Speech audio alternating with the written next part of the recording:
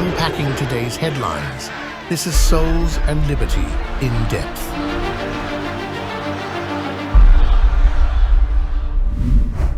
Hello, everyone, and welcome to In Depth, the production of Souls and Liberty, brought to you in partnership with MyPillow.com. Likely nobody had this on their bingo cards coming into 2025. A podcast where the rosary is prayed has now taken the absolute top spot in all social media podcasts, even dethroning Joe Rogan. I don't know what it was like when you grew up, but when I was growing up, the rosary was literally only something that my little old Italian grandmother did. It wasn't something that we ever did in church. It wasn't something we ever did in CCD or catechism classes. So why are people now of all ages praying the rosary? Yeah, and I think the rosary certainly is experiencing like a new springtime. It's coming back, and I think it's kind of a perfect human prayer. It's just so clear. It's so accessible. You can do it if you're like 6 or 8 years old. They're teaching kids it. You can do it if you're my like 80 or 90-year-old grandmother. It's just so clear, and it's so well formed, and it's so human. I think it just resonates with everybody. And we're looking for guidance, and the rosary is just a very clear guide on prayer. Yeah, even a story on Fox News. All across America, there seems to be little, maybe not so little, indications that God is being made room for again, and that Catholics seem to be leading the charge here in the U.S. Trump won 60% of the Catholic vote.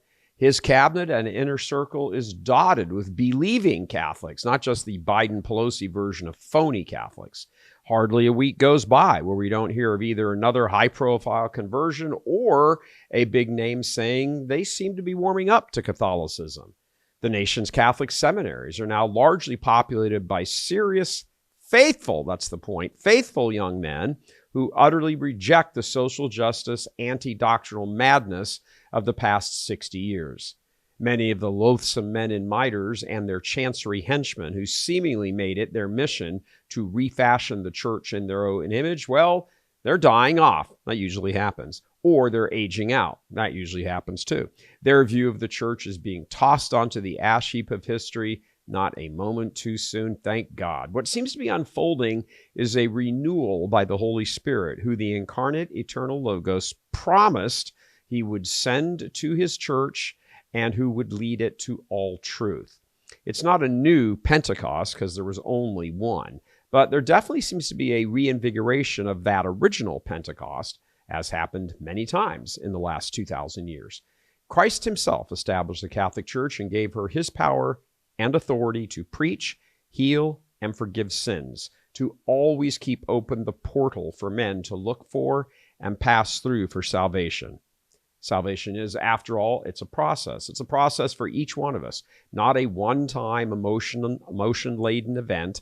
As St. Paul assures us, work out your salvation and fear and trembling. And again, I have fought the good fight. I have finished the race. I have kept the faith. Now the victor's crown awaits me. Even Christ himself says in the Apocalypse, only those who persevere to the end will be saved. Think of his parable of the farmer sowing the seed. Some of the seed actually did take root and begin to grow, but then was choked off or burned by the burning, scorching heat of the sun. Christ founded and lives within his Catholic Church so that while we still have air in our lungs, we may have access to him intellectually, emotionally, and sacramentally. We are body and soul, and each dynamic needs saving. A great movement seems to be happening, and ultimately it's yet another revelation of God's love and desire for union with his most treasured creation. That's us. All right, speaking of movements, earlier this week, Mark Zuckerberg of Facebook, Meta, released a shocking video. His admission, because basically that's what it was, a confession of sorts, broke the internet as people scurried about to see first, is this video real? Or is it AI generated? Turns out it's real. Immediately, the memes from the right engulfed social media, like this one, which is my personal favorite. Satan announces plans to install air conditioning in hell after Mark Zuckerberg promises free speech on Facebook. I love that. And of course, this second one here. See, there's always an element of truth to these memes, which explains why they catch on so quickly. Joining me now to talk about all of this and what it means moving forward is Stephen Wynn, fellow Souls and Liberty contributor here. Stephen, welcome there, brother. Great. I mean, the hits just keep coming, and Trump hasn't even been sworn in yet.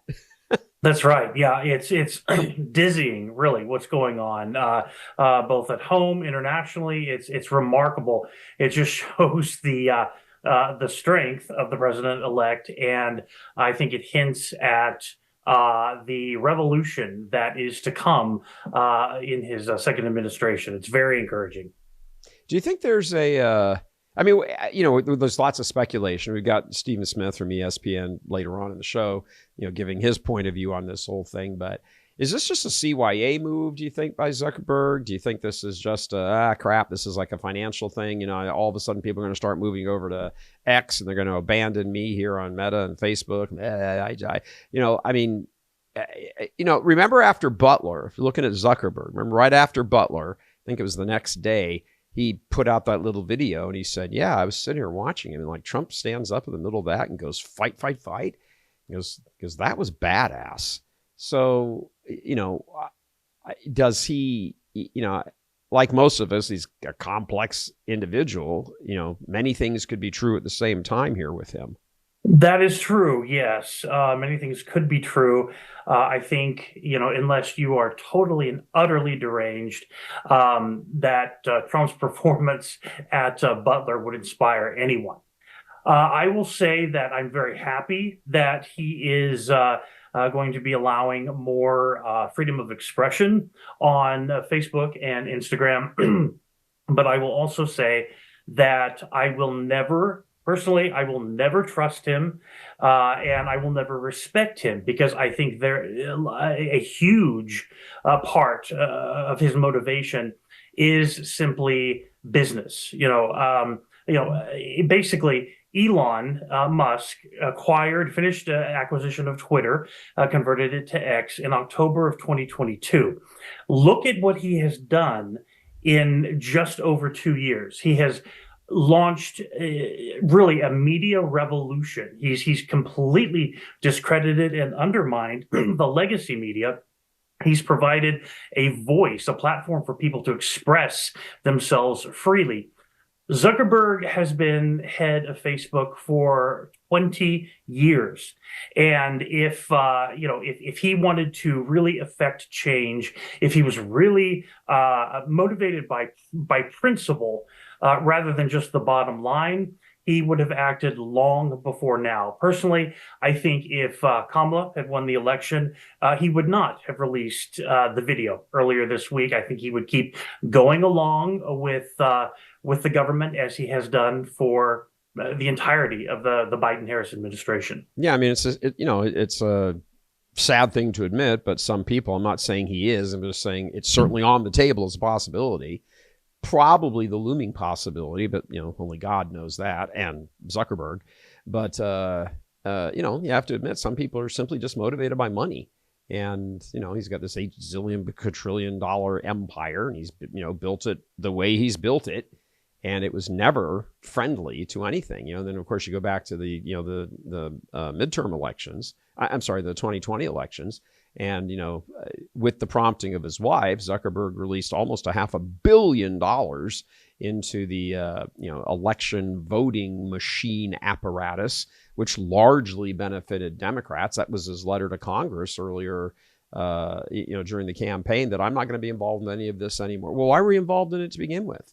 And, he sort of blamed the Biden administration. Okay, plenty of blame to go around. But, yeah, that's why I think we need to sort of delve into his video that he put together, and you can walk us through that. Okay, yeah, let's do it. All right. In the first part, we've divided into 3 clips, basically. The first part, he lays out basically his fundamental thesis that he wants to quote unquote get back to the roots, our original roots for Facebook and Instagram, suggesting that they were always concerned about freedom of expression. Let's hear him lay out his case. Hey everyone, I want to talk about something important today because it's time to get back to our roots around free expression on Facebook and Instagram. I started building social media to give people a voice. I gave a speech at Georgetown 5 years ago about the importance of protecting free expression, and I still believe this today. But a lot has happened over the last several years. There's been widespread debate about potential harms from online content. Governments and legacy media have pushed to censor more and more. A lot of this is clearly political, but there's also a lot of legitimately bad stuff out there. Drugs, terrorism, child exploitation. These are things that we take very seriously, and I want to make sure that we handle responsibly. So we built a lot of complex systems to moderate content. But the problem with complex systems is they make mistakes. Even if they accidentally censor just 1% of posts, that's millions of people. And we've reached a point where it's just too many mistakes and too much censorship. The recent elections also feel like a cultural tipping point towards once again prioritizing speech. So we're going to get back to our roots and focus on reducing mistakes, simplifying our policies, and restoring free expression on our platforms. Okay, well, I mean, that sounds all noble. Right, exactly. Sounds good. But again, when you take a closer look at fairly recent history, I just don't buy it. I think again, I'm very glad that he is joining Elon in allowing much more freedom of expression. But again, he made the claim that patting himself on the back, that 5 years ago he gave a speech at Georgetown emphasizing the importance of freedom of expression. Well, we all remember what was happening in the country 5 years ago. Lockdowns, the jab tyranny set against the backdrop of Marxist revolution in our streets with BLM and their allies burning our cities to the ground. That would have been the moment to speak up if he was really, truly, I would argue, motivated by principle. That would have been the time to allow people to express themselves freely. And he did not do that. I really think it does. It comes down to the fact that he said that basically, the recent elections feel like a cultural tipping point towards, again, prioritizing free speech. Well, he's very right in that. He's astute. He's got that. Yeah, he does. He does have that right. Yes. I think something worth just reminding people is that, sometimes people can do the right thing for the very wrong reason. That doesn't make their act in itself good. It makes the outcome good, but it doesn't make them a good actor. Yeah, exactly. And that really is why I just won't trust him. Okay, so what happens if in 4 years, 8 years, hopefully never, the Democrats have a resurgence? I would argue that he's very likely to swing back the other way. He just kind of goes along to get along because he's more interested in the dollar than the Constitution. And for him to cast this as kind of a, there's been a cultural tipping point. Well, I mean, that's why you would respond to it. I mean, that's not being principled. That's just sort of, following the wind. So, to your exactly. point, what if, the Democrats have some sort of resurgence and then he's able to cast that as a cultural tipping point? He tips back. Right. Exactly.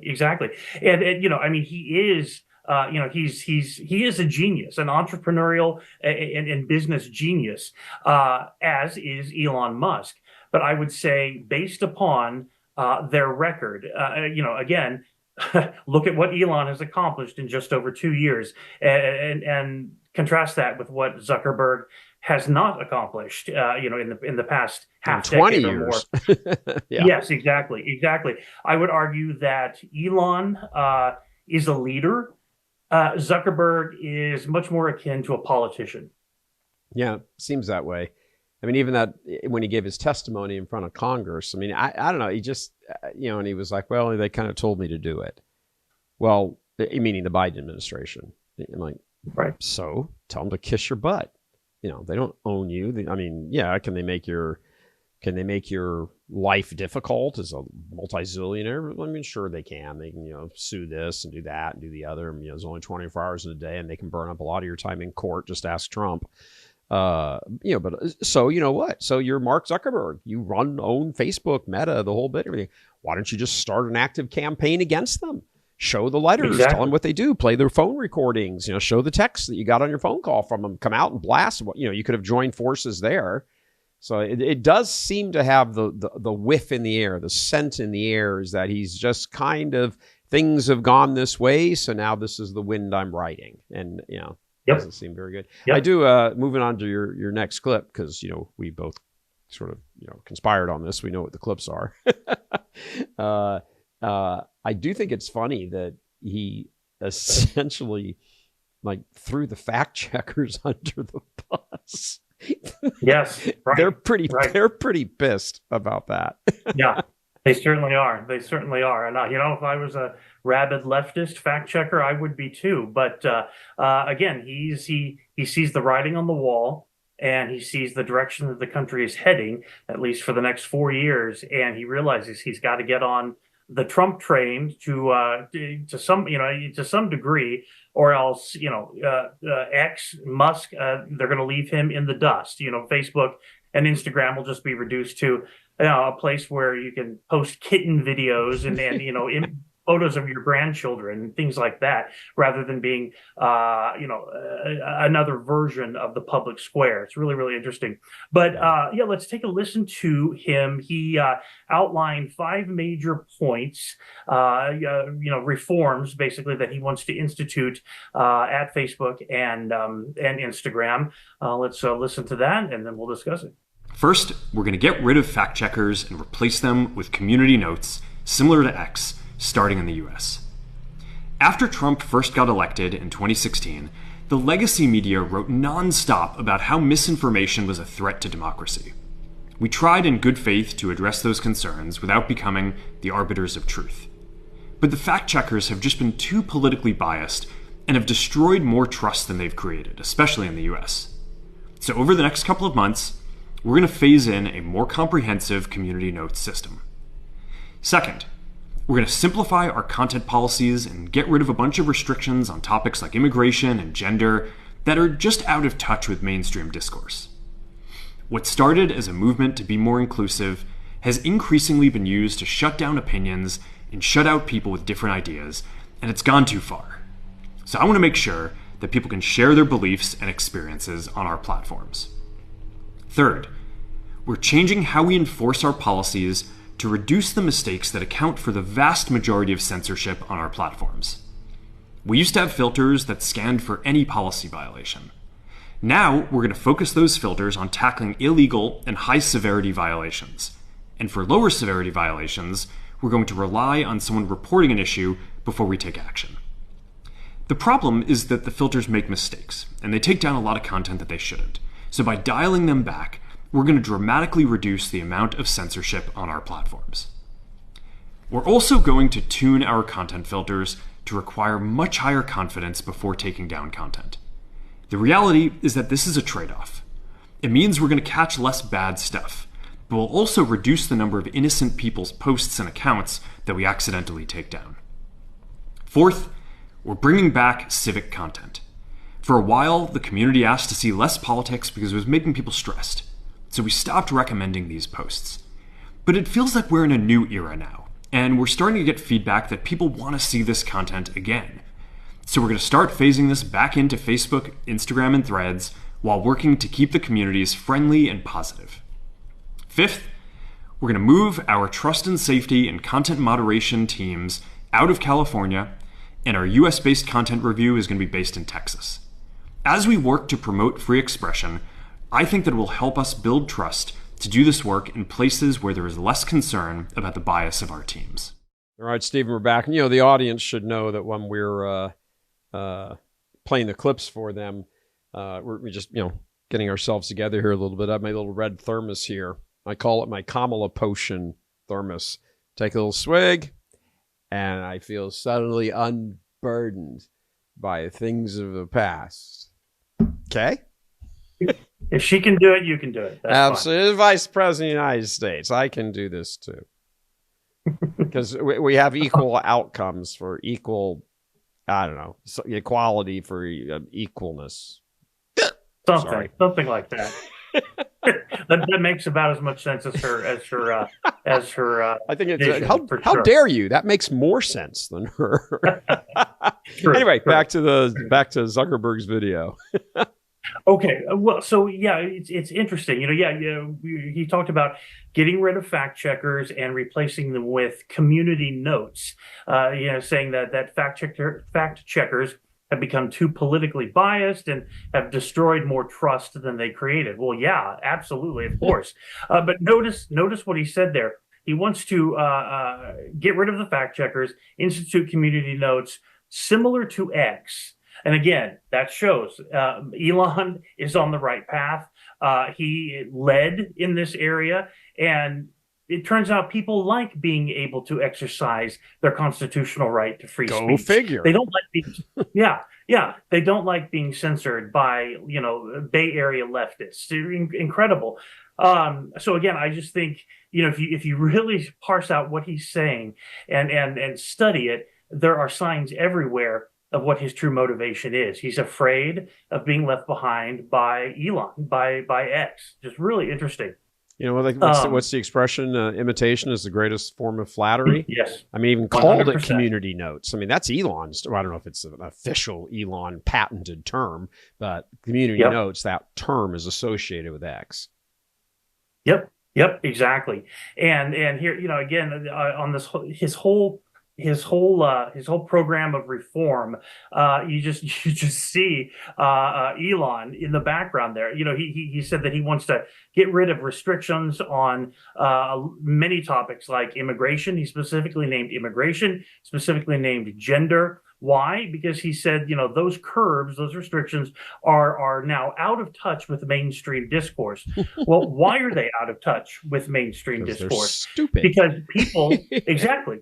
Yeah. And people have a platform now, and they have for 2 years, in which to conduct that discourse, to basically openly voice that drag queen story hour is an abomination, that the parents want to be informed if their kids are thinking about hacking off their genitals owing to gender confusion at school. It's a sign of the times.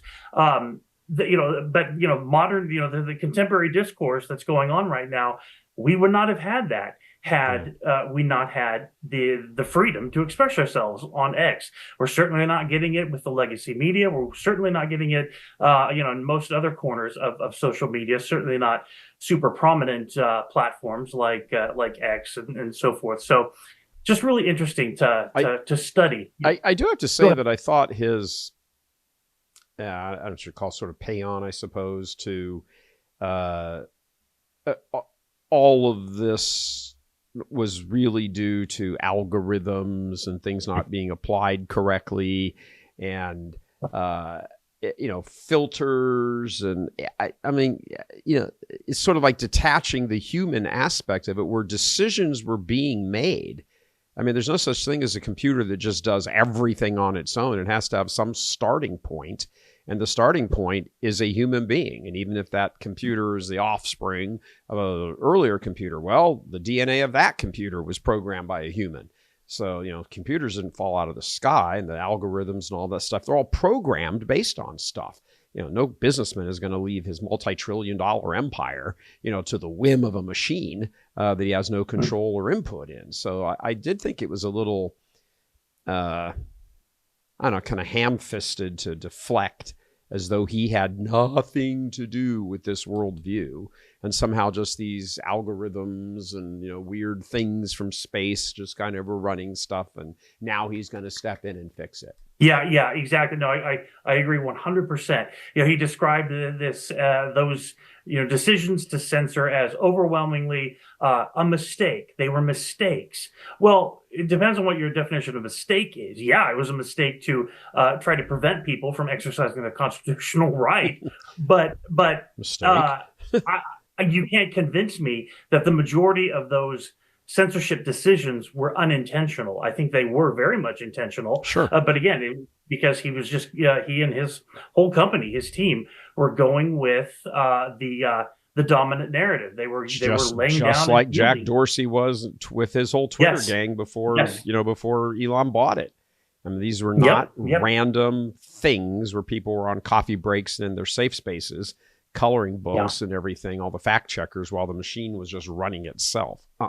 Yep, exactly. And to your point about the human element, the human factor, I think it's hysterical that basically he, as you said, he's thrown his whole team of fact checkers in Silicon Valley, in San Francisco, under the bus, and he's moving the entire content moderation operation. Oh, let me say it.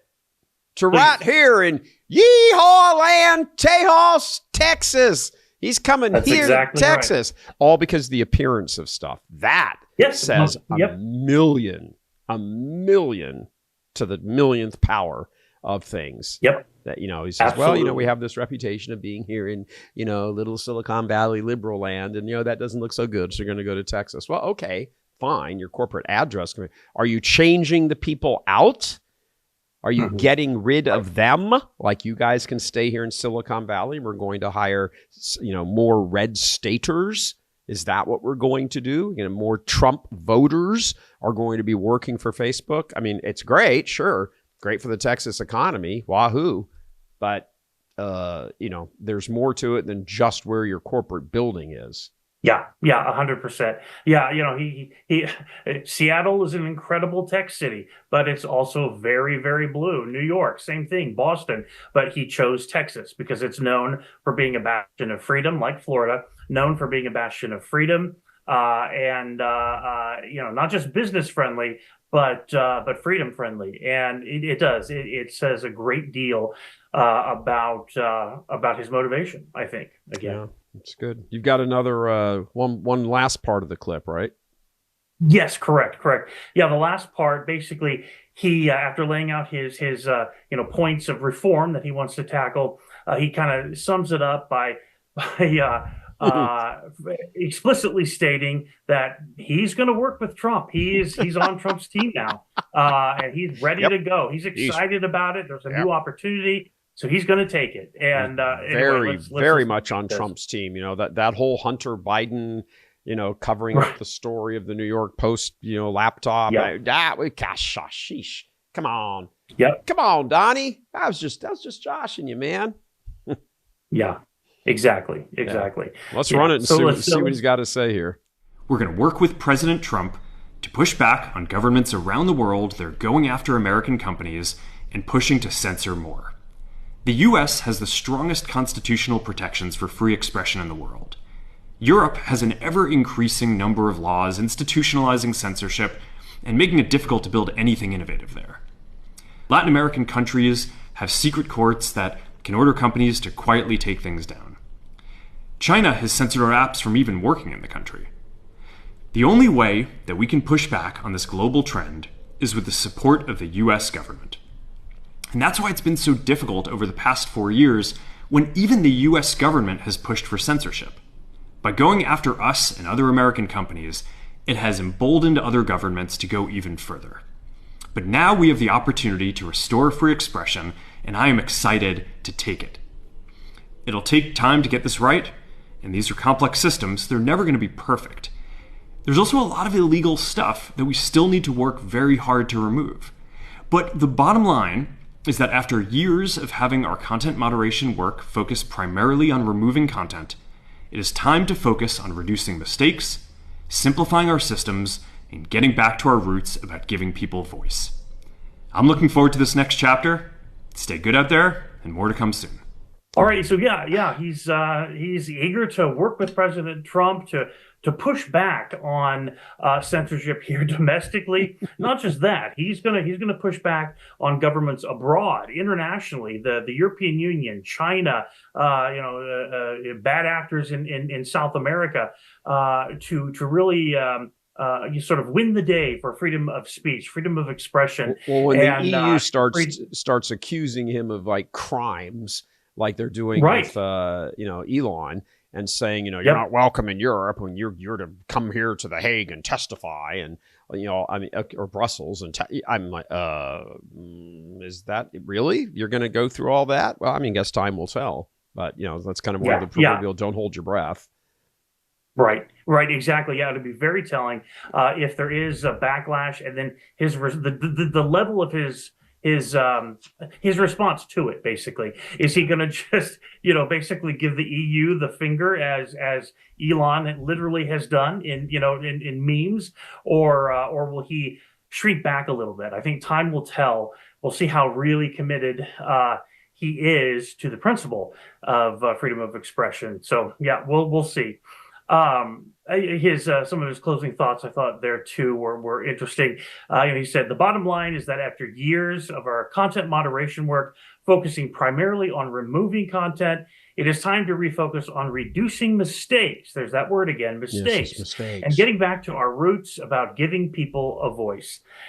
Yeah, now that the Marxists are being expelled from the White House, now he's standing up for principle, and again, I just don't trust him. Again, very happy with that he's doing this. I think it's going to be a great thing for America and for people abroad to be able to actually say what they want to say on Facebook, to talk about politics again.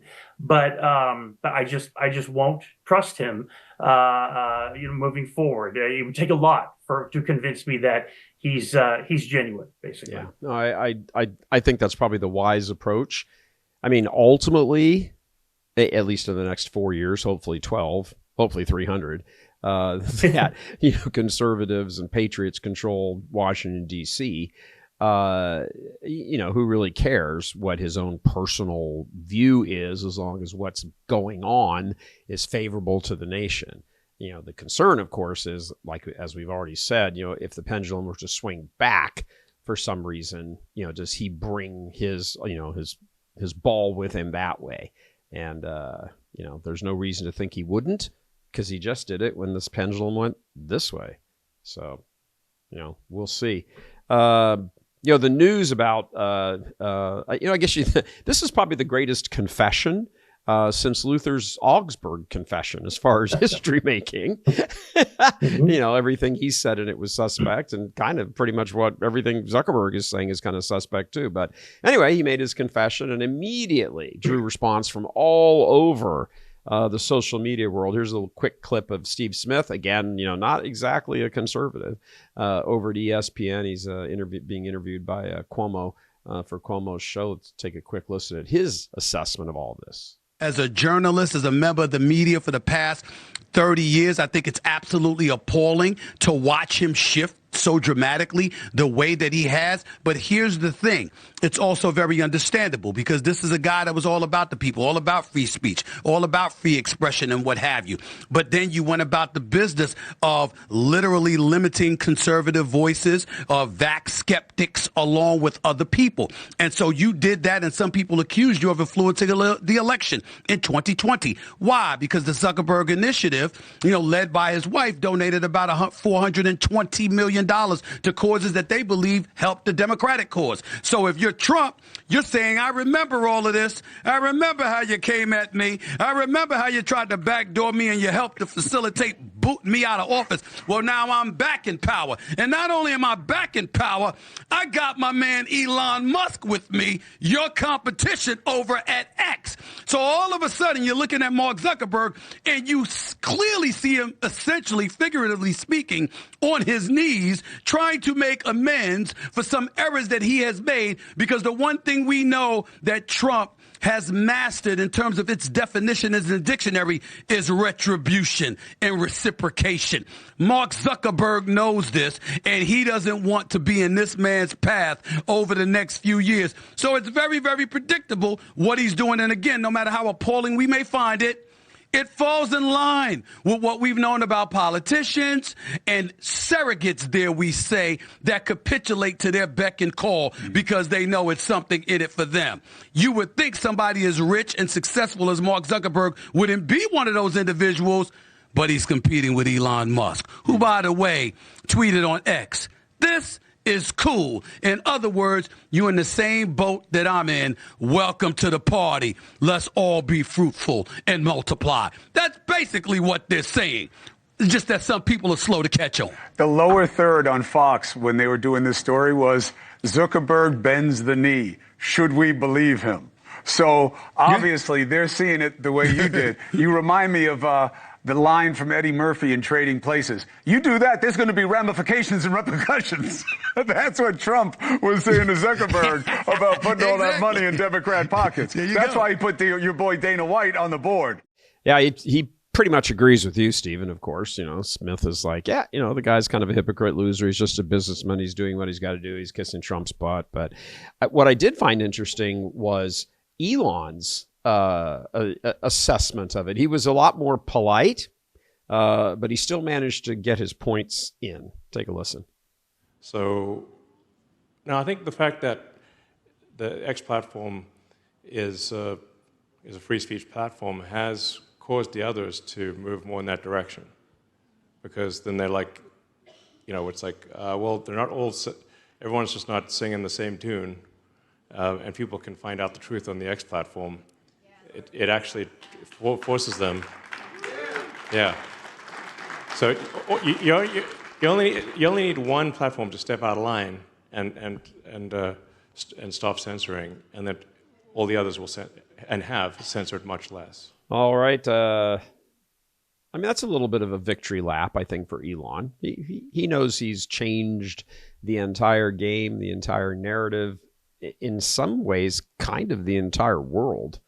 And he knows it. He knows you know it. You know that he knows that you know it. So he doesn't have to say much. He just has to kind of go, yeah, we're pretty simpatico here. Yeah, exactly. I think Zuckerberg is hoping that perhaps most listeners and most viewers of that video will be, you know, casual viewers. They won't dissect it too much, won't pay an incredible amount of attention. They'll just be happy with the news that they can say what they want to say now. But a lot of people, in the media, Elon obviously, they're listening closely, much more closely, and obviously they see Zuckerberg and his decision for what they are. Really, it's again the bottom line. He doesn't want to be left behind. He wants Facebook and Instagram to remain relevant, and the only way, because there indeed has been a massive cultural shift, again, owing to the availability of X, the transformation of Twitter into X. He wants to make sure he's not left behind. Yeah. Let's wrap up this section. We'll take a little quick break, and I want to show this this quick graphic. It's from the Frere King X account, and I think it's pretty spot on here. As you can see, Zuckerberg is in CYA mode. I think we all know what that means. There is nothing sincere in his latest changes. I think he cut and pasted this from you, Stephen. Does anyone think this would have happened at Meta if the Democrats had won the election? If Harris had won, all the three-letter agencies would be after X and Elon full force. I think you got to give that its absolute, absolute full credit. Of course they would. They were already saying it. Tim Walz was sitting there doing interviews on Good Morning America and everything, saying, well, you're not allowed. Free speech has its limits. And if it's misinformation, to hell with who determines whether it's misinformation.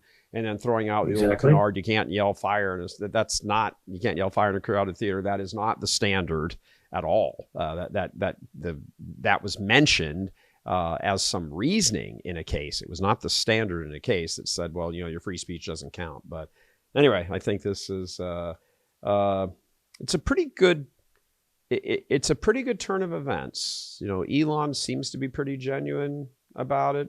Some people complaining and everything still. Their algorithms don't seem to work. How come they didn't get any followers? Blah, blah, blah. But to his credit, Elon jumps on there and says, well, here's what you need to do. Whether it works or not, I don't know. I mean, Elon's not sitting there programming the algorithms and following them on everybody's, all 80 billion people that, are on X. But still, the fact that Mark Zuckerberg would be would even have thought he had to release a video like this and then follow up on his words with actual actions. Pretty big deal. We're going to take a little quick break here for a moment. If you like what we do here, how we do things here, always tying things into the spiritual, because this topic is absolutely about truth, capital T, truth. That's why all of this is going on, because the truth has broken through, as it always does. Truth is like water. It always finds a way. So if you like how we talk about things here, please just click on that donate button on the page you're watching us on and help us out. When we come back, the finger pointing and the accusations have begun between Zuck and his fact checkers. Be right back. Just like all of you, I had problems sleeping. I had tried every pillow out there and nothing worked. I'd flip-flop all night, use my arm for support, and fall asleep, or I'd wake up with a sore neck or maybe a headache. Well, quality sleep comes from keeping your neck straight at night. You have to fill in that space between your head and your bed. That's why I invented MyPillow. MyPillow's patented fill adjusts to your exact individual needs, and it doesn't matter if you sleep on your back, stomach, side, or any combination of all three. When I got MyPillow, I'm asleep almost immediately. I stay asleep at night, and I wake up more well-rested in the morning. So go to MyPillow.com or call the number on your screen. Use your promo code to get Classic King MyPillows for only $19.98. Queen size just $18.98. Standard Classic MyPillows only $14.98. That's right, only $14.98. Plus all orders $75 or more ship absolutely free. All right, when the upshot of all of this is Zuckerberg essentially blamed his platform's censorship, as we've said, on algorithms and fact checkers. Well, that's not really sitting well with the fact checkers themselves. Here's a typical headline that resulted from all of the finger pointing. It says, Meta says fact checkers were the problem. Fact checkers rule that false. Stephen, doesn't seem like things are very good in Whoville these days. No, indeed not. Yeah. Again, if I were a rabid leftist fact checker, I would be pretty upset because really, Zuckerberg has thrown them under the bus. They're the easiest to blame for censorship. But what are they ultimately? They're just kind of his frontline soldiers. They don't rank super high on the corporate hierarchy, and the buck stops with him. And if he's just now realizing this, again, 20 years after founding Facebook, he's not as astute as I thought he was. Yeah, I mean, maybe as a businessman, just tinkering with his product, improving it here, improving it there. Cat videos and ha-has and chocolate chip cookie recipes and fun, that sort of thing, which is really what Facebook began as. It was just a social, remember, he started it, when he was at Harvard, it was just like a dating app, essentially. Right. Notre Dame, we used to call it the dog book, not Facebook, but, you published a little book and had everybody's picture in it freshman year. And that's how you knew who everybody was. And then we called it the dog book. Well, that's kind of what it was, just in an electronic form. And that's all it was ever really supposed to be when he began it. But then it exploded. And then he's like, oh, I've got all kinds of things I can do here. The whole political thing of social media never really, it didn't really have its advent until Trump came down that escalator in 2015 to announce he was going to run for president.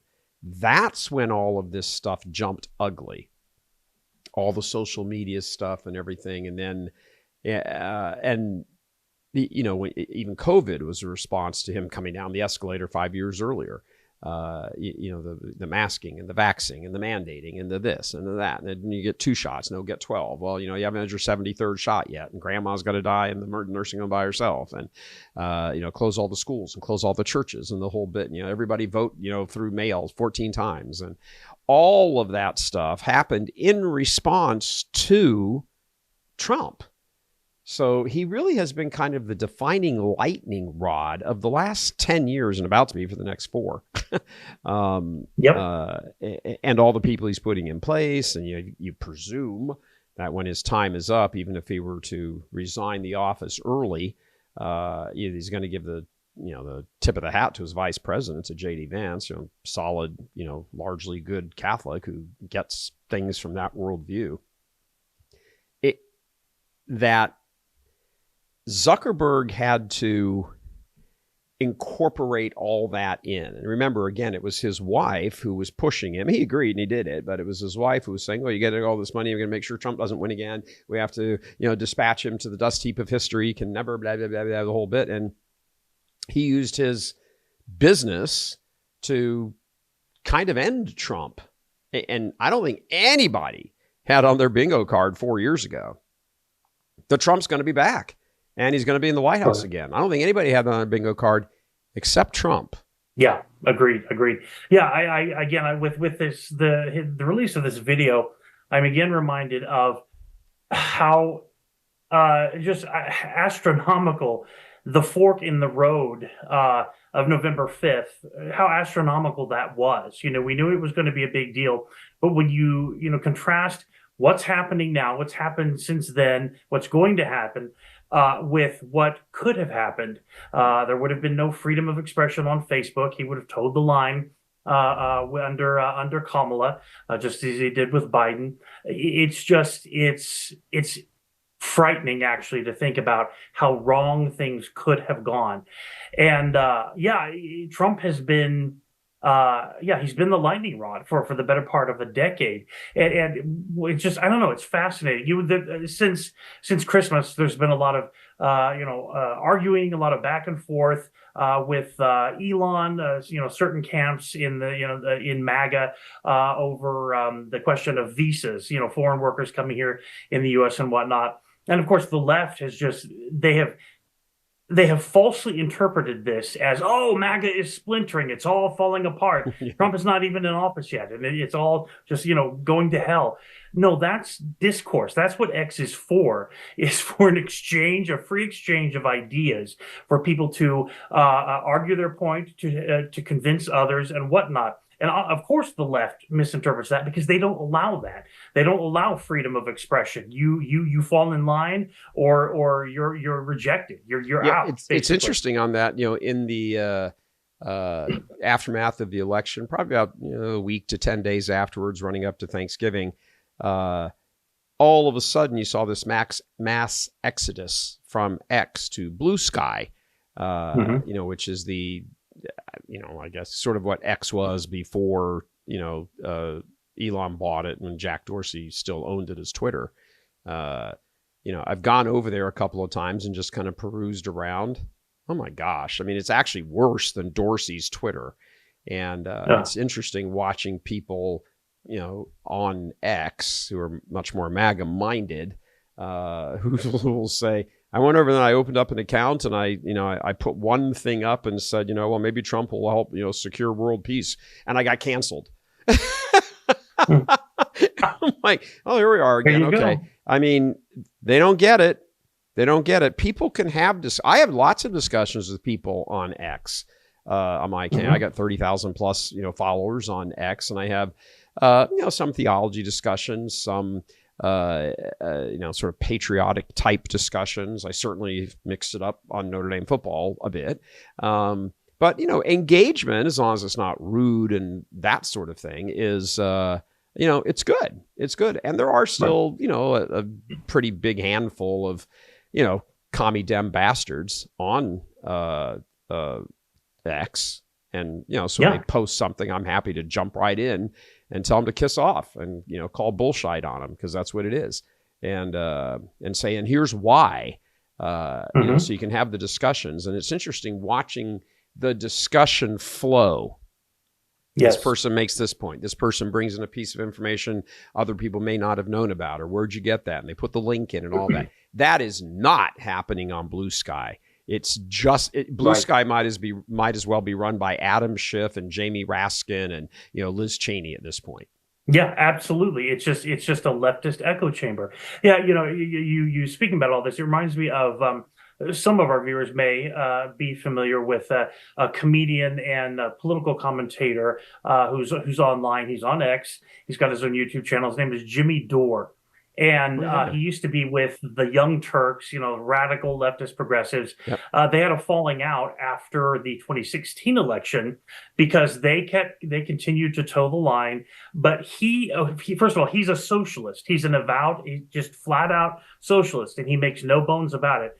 Born Catholic, but he fell away from the faith, and now he's got a very, very, very, very liberal worldview. And I disagree with him on probably 96% of his positions on various issues. And yet I respect him because he's not motivated, but he doesn't cover up all the machinations of the Democrats. He outs them. He points his finger at them and says, this is wrong. This is dishonest. He'll do the same thing with Trump. He's not suddenly conservative by any means, but he's fair. And he's committed to truth, actually. Now, again, I disagree with what he sees as truth in almost every instance, but he's not motivated by this lust for power. For example, with questions surrounding the plight of the American worker. He has a lot of suggestions that I think are radical and I don't think would work because, frankly, I think history has proven they wouldn't work. But he is able to make a reasonable case for his position, and it's just fascinating watching him interact with other people, with conservatives as well as liberals online, and he'll listen, and he's not swayed away from his views, but he just participates in the discourse, and as a result, well, that's what you want in an open society. You want people to be able to express their point of view, and sometimes that's being made between the two people or, the small interior group talking, exchanging. But, more often than not, it's being made for the people who are just listening. And that's important. It is.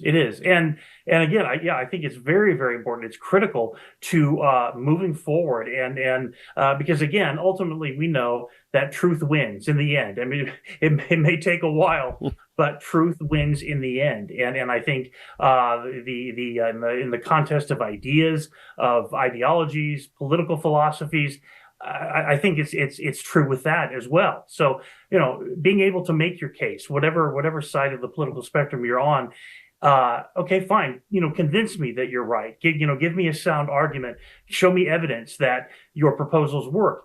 I think that is absolutely critical to a functioning representative democracy such as ours. Sure, and, state your case and make your case, and point to something. Right, exactly. And, maybe only 10% of what you've said is good.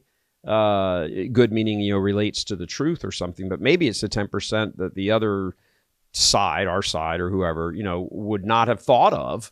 And that little bit of good can be incorporated. I mean, there's a expression, 12-step programs, take the best and leave the rest. If it works for you and whatever your system is, who cares who proposed it? Does it work, and does it bolster the truth? If it does, okay. St. Paul pretty much makes the same point, with regard to all of that. So it's, it is interesting. I think one of the things I run across all the time, we only got a couple minutes left here, Stephen, but one of the things I run across all the time is, Trump this and Trump that, or, from the left. Oh, Trump, and he's a dictator. Well, and he's controlling the Republican Party. And well, there's some element of truth to that. It is his party now, no doubt. There's a few rhino holdouts who are walking around very gingerly on some things because they're afraid of what he might be able to do. But ultimately, for all the ones terrified about democracy, threat to democracy, what is Trump's trump card? That he speaks for this giant number of Americans, tens and tens and tens of millions of Americans, who he has just sort of coalesced all of their worldview, and it comes out of his mouth. So it's really wrong-headed for, the legacy media to say, Trump this and Trump. He's the spokesman for this giant corporation called America.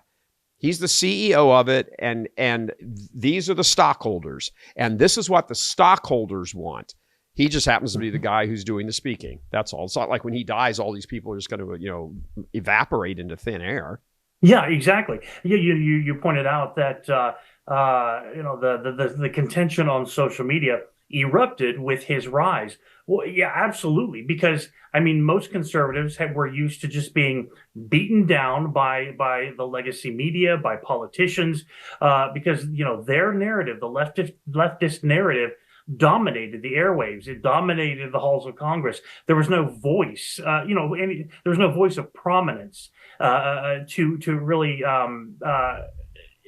to empower them, basically. Yeah, to kind of coalesce around and make their champion. Right, exactly. Yeah, they didn't hear, I mean, everyone wants lower taxes, but was the standard Republican line, which is a rhino line, coming out of Washington in 2012, did that really reflect the majority of what the working class, the conservatives of this country, what they believe and feel? No, not at all. Yeah. And so, for Trump to what he was saying resonated, and so of course people are going to flock to him, as seeing that he is a leader. Yeah, his power comes from the people. It's not Donald Trump, the dictator, the king, the monarch, influencing his dominion over. It's nothing to do with that. He has, he has been catapulted into the champion position because there are people he is championing. That's the point. Mm-hmm. And the vast number of Americans agree with that. That's why. And if people don't agree with something he says, they're pretty quick to say it. I don't agree with his position on abortion. Many of the things we've talked about during the course of the campaign. But, in the world of politics on Earth, sometimes you've got to, take the best that you can get. And, mm-hmm. I think Trump's wrong on quite a few things, but, most of these sort of moral, kingdom of God type issues, even though even there he's got some, okay points. But yeah, this is, we're in a whole new era right now. And I don't think the Democrats have quite caught on to that. You can sort of tell by their rhetoric that they really mm-hmm. don't seem to have gotten it. It's all about Trump the dictator and J6 and this, and he marched those people like he held them at gunpoint or something and marched them into the Capitol by the tens of billions to overrun and kill Nancy Pelosi. It's absurd listening to their thing. So if they want to retreat to blue sky or blue check, whatever it's called, hey, have a field day, guys. You all go sit over there and just pump each other up, and we'll see you in 2026. Yeah. Anyway, Stephen, we got to wrap it up today. Thanks for being on. As usual, always good to talk with you about all these different things, and hopefully people are enlightened and have thought about things a little bit more differently in listening to you. So thanks for being on, brother. Thank you. All right, wrapping that up for today. There we are again. If you like how and what we do here, how we talk about and present things here, please click on that provided donate link and help us keep doing what we're doing. And until tomorrow, I'm Gary Michael Borders coming in from Houston, Texas. Yeehaw! God love you. And go Irish in tonight's game against Penn State in the Orange Bowl in Miami, and go play for the Natty. God love you.